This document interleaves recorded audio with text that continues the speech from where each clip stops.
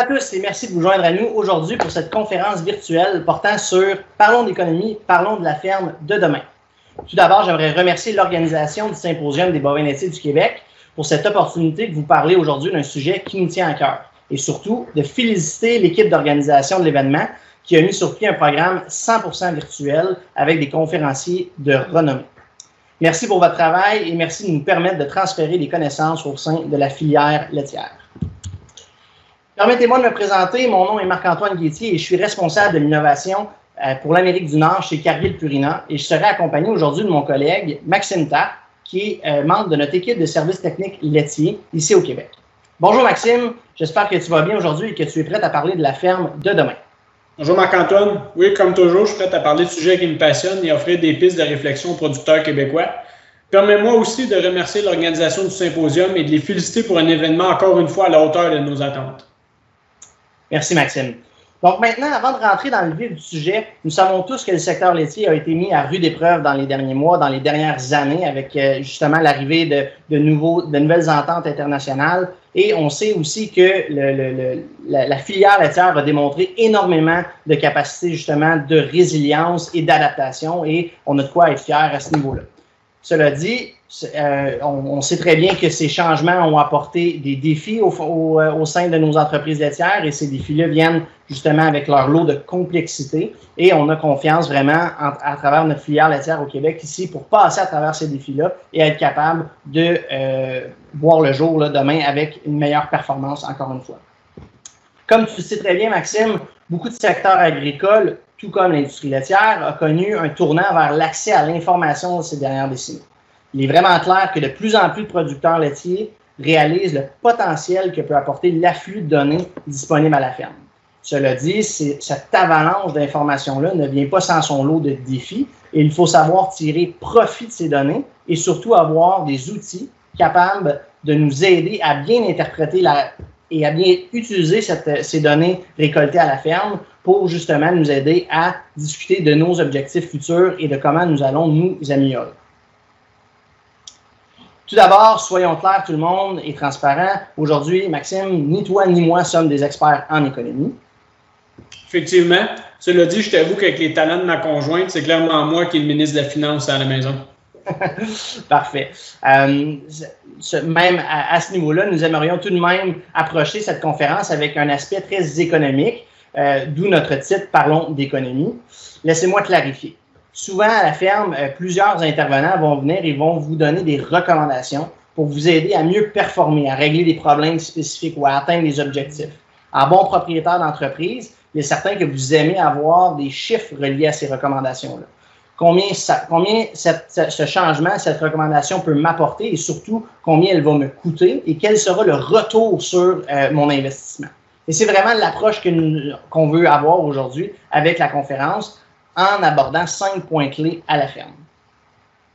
Mais avant d'entrer dans les points clés abordés durant la conférence, voyons ce qui vous différencie. Donc vraiment avoir, comme vous pouvez voir à l'écran, un tableau montrant des résultats provenant d'une banque de données appelée les RSA, Retour sur alimentation. Cette banque de données recueille plus de 9450 RSA faits auprès de 2400 fermes au Québec dans les 16 dernières années.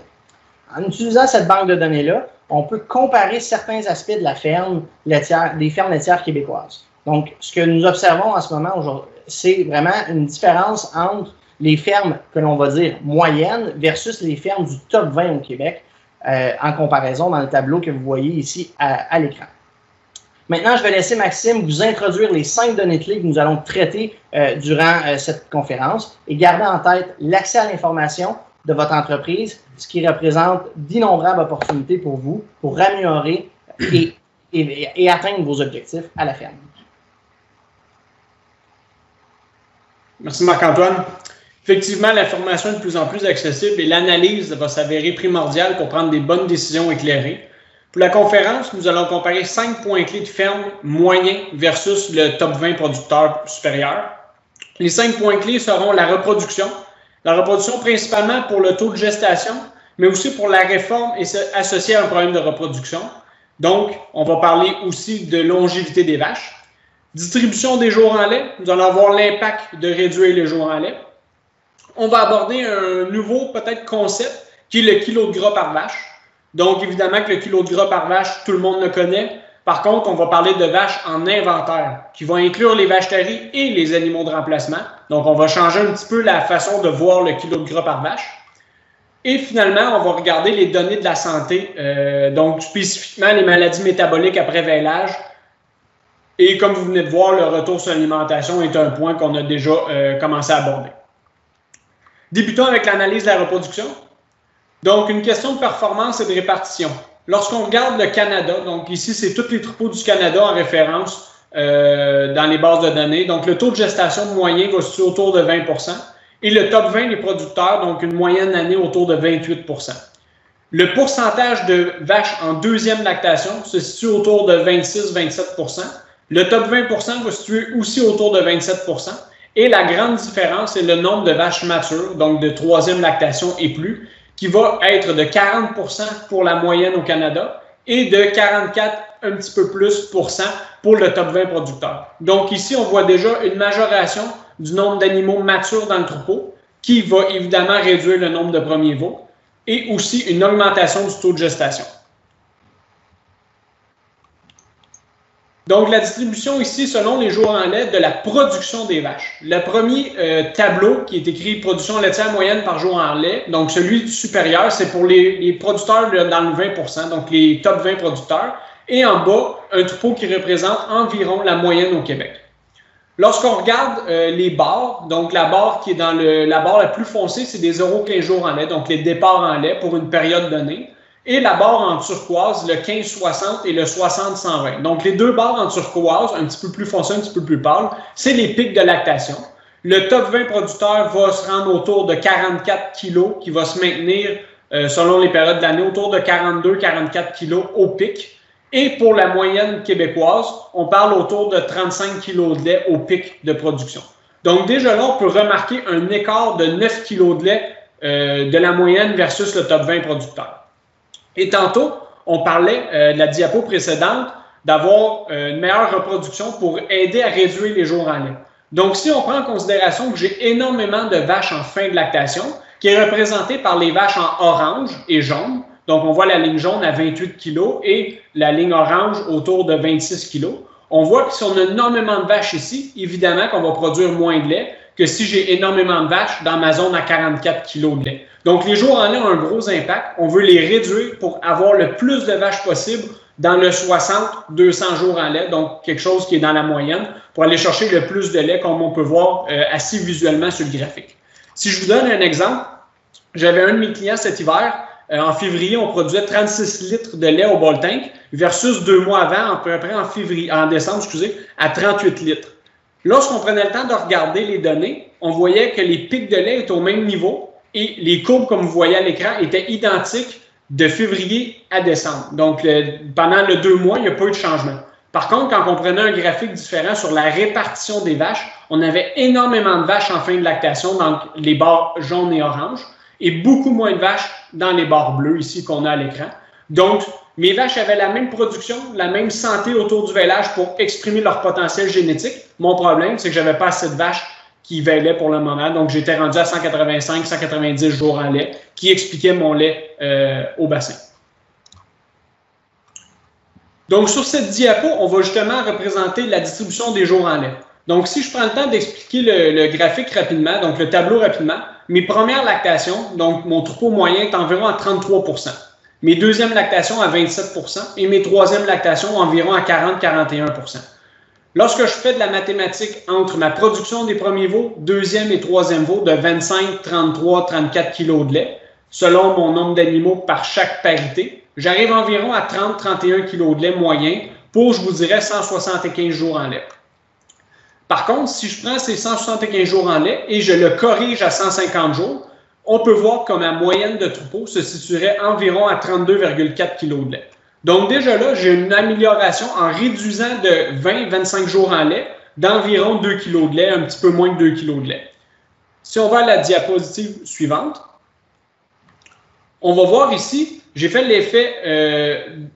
deux effets. Donc j'ai voulu réduire mes jours en lait en gardant ma même production de lait initiale. Et aussi, en bas, en répartition, j'ai été chercher la répartition du top 20 producteurs. Donc, j'ai 29% de premier veau, j'ai 27% de deuxième veau et j'ai 44% de vaches matures. Donc, on voit qu'il y a une meilleure longévité des vaches. J'ai un 4-5% d'animaux de deuxième lactation et plus versus mon groupe moyen, qui fait un lait réel pour les mêmes jours en lait de 31,3 litres de lait, c'est des kilos, 31,3 kilos de lait versus mon 30-31. Et par contre, quand je regarde à 150 jours, encore là, j'ai une légère amélioration à 32,72 kilos de lait par vache par jour. Donc, on a l'effet des deux. Donc, on fait vieillir un petit peu les vaches et tranquillement, on améliore en réduisant les jours en lait dans cette diapo. Donc, maintenant, abordons le concept du kilo de gras par vache en inventaire. Souvent, on va dire, moi, je fais 1,25, 1,4, 1,6 kg de gras par vache. Toutefois, on prend pas souvent le temps de regarder pour le nombre d'animaux en inventaire. Donc, on va inclure les vaches taries et on va inclure les animaux de remplacement. Si on fait 1,4 kg de gras par vache, par contre, on élève autant, sinon plus, de tares qu'on a de vaches en lactation, bien là, mon kilo de gras par vache, il est dilué dans beaucoup de têtes à nourrir. Donc, mon profit à la fin de l'année, mon revenu de la ferme est amoindri à cause de mon nombre d'animaux qui est trop élevé. On peut voir ici, c'est un exemple. Donc, la ferme moyenne, j'ai pris 100 vaches laitières pour la ferme moyenne, donc 130,09 kg. Donc, les fermes moyennes font 1,3 kg de gras par vache par jour. J'ai 13 vaches taries et j'ai 87 animaux de remplacement. Donc, mon kilo de gras par vache en inventaire est de 0,65. Lorsque je vais regarder mon top 20 producteurs, mon kilo de gras par vache augmente. Par contre, mon kilo de gras livré par jour, je l'ai laissé similaire. J'ai besoin de 86 vaches pour produire mon quota. Donc, j'ai besoin de moins de vaches pour produire mon quota. Moins de vaches en lait va se répertorier avec un petit peu moins de vaches taries.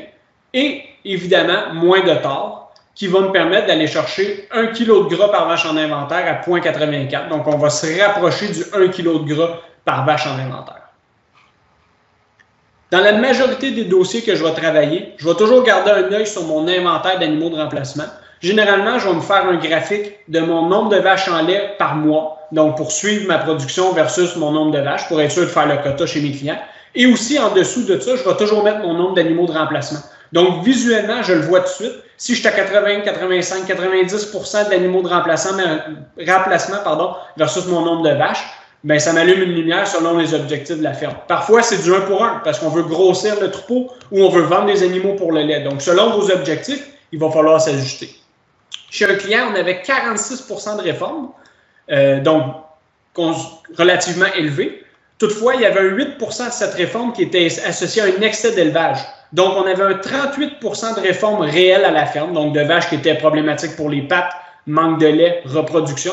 Et la différence était tout simplement parce que j'avais trop d'animaux de remplacement qui veillaient et j'étais obligé de sortir une vache pour l'envoyer à l'abattoir parce que dans son marché, lui, il ne pouvait pas vendre pour le lait.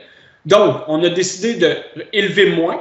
On réduisait l'inventaire d'animaux de remplacement de 20, qui est relativement beaucoup.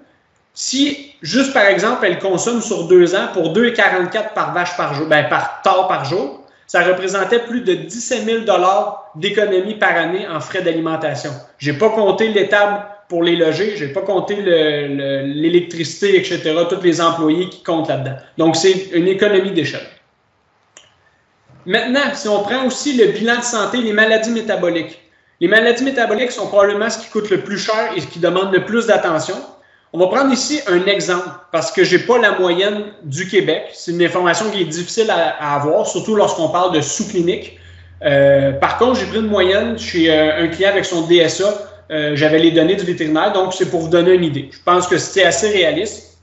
Puis pour avoir visité plusieurs fermes dans ma carrière, je pense qu'ici, ça s'applique.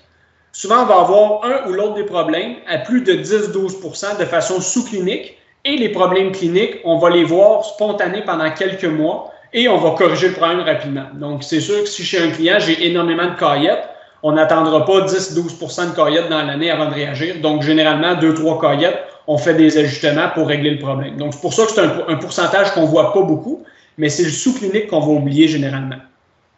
Des maladies comme des manques de calcium, des acétonémies sous-cliniques, donc des manques d'énergie sous-clinique, ça va être présent sur nos troupeaux et la détection n'est pas évidente, surtout pour le manque de calcium. J'encourage toutes les fermes dans l'établissement d'un protocole avec votre vétérinaire post-vêlage. Donc, avoir un protocole jour 1, 2, 3, 6, 10 de lactation avec votre vétérinaire, qu'est-ce qu'on peut faire pour détecter et corriger les problèmes.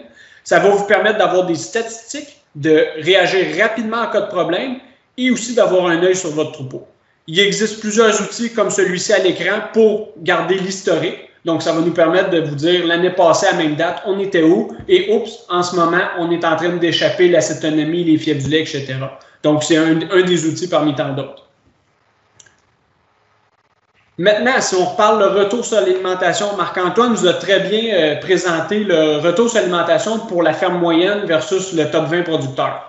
Si on regarde ici le premier graphique, en vert, le coût d'alimentation par vache par jour est en augmentation directe avec l'augmentation du kilo de gras par vache par jour. Donc, une vache qui produit plus de gras, évidemment, il y a deux options. Soit qu'elle va le prendre sur son dos, elle va maigrir et éventuellement, elle va baisser en production, ou on la nourrit en conséquence, donc le coût d'alimentation augmente. De l'autre côté, par contre, on voit que oui, il y a un coût d'alimentation qui augmente. Par contre, le retour sur cette alimentation-là, les barres rouges, augmente aussi avec l'augmentation de production. Et on peut voir dans le second graphique, une augmentation de production laitière, ici c'est en kilos de lait et non en kilos de gras par vache. Par contre, ça va s'équivaloir. Donc, on a une augmentation de production laitière qui va être en lien direct, corrélation très forte avec le retour sur alimentation. Ce qui veut dire, en résumé, on produit plus, on investit plus dans l'alimentation des vaches, mais au final, il nous reste plus d'argent dans nos poches, dans 80% des cas. Donc, si on revient sur les données très intéressantes, la moyenne versus le top 20 producteurs, on parle d'environ 6,3 kg de lait par vache par jour de plus pour le top 20 producteurs. On parle d'un 0,22 kg de gras par vache en lactation de plus. On parle d'environ 3,9%, 4% de vaches deuxième, troisième veau et plus, donc une meilleure longévité des vaches qui amène éventuellement plus de lait au bowl tank. Un taux de gestation supérieur d'environ 7,5%. Augmentation des pics de lait de 9 kg. Et ici, très intéressant, oui, une augmentation de coût d'alimentation de 78 sous par vache par jour, mais aussi un retour sur cette alimentation-là de 3,31. Donc, j'ai investi environ 1 $, mais il m'en revient quand même 3,31 dans mes poches. Je trouve que c'est une belle corrélation ici, très intéressant à voir. Et finalement, mon pourcentage de premier veau dans mes 20% supérieurs est d'environ 30%, qui est en lien direct avec ma réforme, qui est aussi de 30%. Donc, une vache mature sort, je rentre une premier veau. Lorsqu'on va prendre toutes ces données-là ensemble et on va les comparer sur un bilan technico-économique entre la moyenne et le top 20. Donc, je prends toujours le même kilo de gras produit par jour. Donc, la ferme produit 130,09 kg de gras par jour. Ma ferme moyenne a besoin de 100 vaches pour le produire. Ma ferme 20% supérieure, 86 animaux pour le produire. Donc, 86 vaches laitières pour le produire. Mon revenu brut, relativement équivalent parce que j'ai le même gras par jour produit. Un petit peu différent à cause des composantes. Donc, le top 20 supérieur avait un petit peu moins de gras pour environ la même protéine, ce qui fait un ratio solide non gras sur gras plus près de 2,30. Donc, je livre un petit peu plus de protéines, ce qui explique ici la différence sur le revenu brut. Mais c'est quand même relativement stable. L'alimentation par vache par jour, on a vu tantôt que ça coûtait 78 sous de plus par vache. Par contre, j'ai 86 animaux à soigner au lieu de 100. Donc, mon 86, même s'il me coûte plus cher à nourrir, je réussis à économiser environ un 13 000 $ par année. Mes torts aussi, j'ai besoin d'élever moins. Moins d'animaux en lactation demandent moins de relève. Donc, pour un même coût d'alimentation, sur 87 animaux, ça va me coûter 77 000 $ par année, versus 62 animaux, ça me coûte 54 000 $. Ce qui fait une différence nette de 54 700 $ supérieure pour le top 20.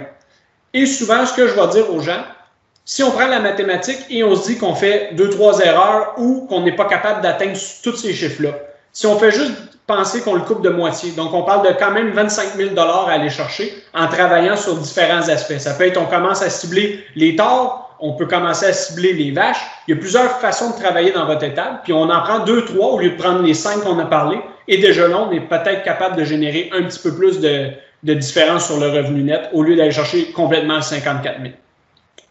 Quelles sont vos priorités? On a parlé de tout ça. Par contre, ça, c'était pour une ferme qu'on mettait un petit peu idéale. Chez vous, si la priorité à matin est la mamite, est-ce que la mamite est la première chose que je dois corriger, oui ou non? C'est de le mettre toujours en court, moyen et long terme. Donc, on voit ici, c'est un exemple d'outil. Donc, court terme, moyen et long terme en bas. Et sur le côté, il y a le faible retour économique, moyen et très élevé retour économique. Donc, court terme, si j'ai beaucoup de mammites, mon point rouge, moi, il flash en premier. Excusez, mon point vert flash en premier. Donc, c'est la mammite. Je dois corriger ma mammite en premier. Ça va me revenir un retour relativement moyen, donc un bon retour court terme. Une fois que j'ai corrigé ça, je vais pouvoir travailler sur mon acétonomie, mes rétentions placentaires. RP, c'est pour rétention placentaire. Si je travaille sur mon acétonomie et que j'oublie ma mammite, eh bien, je viens de passer à côté de quelque chose. Donc, je travaille sur quelque chose qui me donne un faible revenu à court terme au lieu de travailler sur ma mammite. Ensuite, si on regarde dans le long terme, les jours en lait, ici, on a fait exprès un petit peu, on l'a mis plus élevé, donc vraiment autour de la moyenne, même un petit peu plus élevé, pour montrer l'impact des jours en lait. Donc, les jours en lait, s'ils sont élevés, à long terme, ça prend 1 année ou 2, 3 ans, donc ça prend beaucoup de vêlage pour réduire les jours en lait de façon stable sur un troupeau. Par contre, le retour économique est très élevé. Donc, ça vaut la peine aujourd'hui, dans le moyen terme, de travailler sur les jours ouverts pour les réduire et permettre éventuellement de réduire les jours en lait. Maintenant, je le sais, je visite beaucoup de fermes avec mon emploi. Chacun a leurs objectifs. Donc, c'est pas vrai de dire que tout le monde veut viser ou a vraiment la conviction de viser le top 20 supérieur. Il y en a qui veulent rien savoir, faire du 37 kg, et il y en a qu'en bas de 37 kg, ils ne dorment pas bien. Donc, c'est vraiment propre à vous. Et l'important, c'est de prendre votre ferme et de trouver les points limitants qu'on peut améliorer en allant dans vos objectifs. C'est pour ça ici que j'ai fait la ferme moyenne, mais améliorée. Donc, j'ai été réduire mes jours en lait sur ma production. J'ai augmenté un petit peu ma longévité des vaches. Donc, j'ai été chercher un 2 kg de lait ici. Je n'ai pas changé les composantes. J'augmente mon gras par vache livrée. Donc, j'ai besoin d'un petit peu moins de vaches pour faire mon quota. Ce qui me permet de sortir mon alimentation par vache par jour un petit peu moins élevée. Aussi, si vous regardez, j'ai augmenté le coût d'alimentation. Donc, si ma vache produit un petit peu plus de gras, il faut qu'elle mange pour compenser. Donc, j'ai augmenté mon alimentation qui était basée sur la moyenne des gens à 33 kg de lait, donc 7,33 par vache par jour. Malgré l'augmentation d'alimentation, 5 vaches de moins me permet de sauver encore ici un petit peu d'argent. Ensuite, mon alimentation des tares permettait de réduire d'environ 15 000 $ parce que j'avais moins de tares en inventaire, donc je fais vieillir mes vaches, meilleure reproduction. Et finalement, mes maladies métaboliques, si je réussis à corriger certains points de maladies métaboliques, donc environ 4 000 $ d'économie par année, ça peut être soit des médicaments, moins de retrait de lait, donc c'est du lait qui est vendu, etc., qui nous donne une différence nette à la fin de l'année de 36 000 à 37 000 $ pour l'étape moyenne améliorée. Donc, tout ce qu'on vient de parler, c'est beau, mais il y a une chose qui est très importante, c'est de planifier selon votre nombre de vaches et votre quota. Tout ce que je viens de dire, si on veut réduire la réforme court terme, mais qu'on va manquer de vaches dans quelques mois parce qu'on n'a pas assez d'élevage, eh bien peut-être que justement, il faut garder plus de vaches en inventaire court terme. Donc, c'est vraiment prendre le temps de planifier. Donc, ici, vous voyez, j'ai 100 vaches. Pendant le mois de novembre, janvier, je vais baisser à 90 vaches. C'est très important, si je baisse à 90 vaches, est-ce que je fais mon quota, est-ce que je fais mes journées supplémentaires? Sinon, il faut prendre des décisions. Si oui, là, je pourrais peut-être me permettre de réformer, de modifier un petit peu des choses dans l'étape, donc stresser un petit peu les vaches. On perd un peu de lait, mais c'est pas grave, on avait planifié. Donc, très important, la planification laitière. Wow, fantastique, Maxime. Merci beaucoup pour ces informations vraiment très pertinentes et très enrichissantes. Revoyons rapidement ensemble certains points de la conférence clé. Donc, l'information à la ferme est disponible. Il ne suffit que de l'utiliser et d'en tirer profit. Parlons de chiffres. Soyons clairs, établissons des objectifs et prenons des actions personnalisées pour votre ferme qui vous permettront d'atteindre vos objectifs. Priorisons les actions à la ferme. On vous a montré quelques outils disponibles sur le marché en ce moment qui vous permettront justement de déterminer quelle est la meilleure opportunité pour mon entreprise, pour mon troupeau. Essayez-le, ils sont payantes. Finalement, utilisons ensemble les données disponibles à la ferme pour justement prendre avantage de cette source d'information et atteindre nos objectifs. Soyons proactifs au lieu d'être réactifs. Pour conclure, j'aimerais remercier Maxime pour cette conférence et encore une fois le Symposium pour l'opportunité de discuter avec vous. Merci Marc-Antoine, ça fait un plaisir de discuter avec toi. Et surtout, n'hésitez pas à nous contacter si vous avez des questions sur la conférence. Nos informations sont à l'écran. Il va nous faire plaisir d'échanger avec vous. D'ici là, merci pour votre écoute, bonne production cet hiver et restez en santé surtout.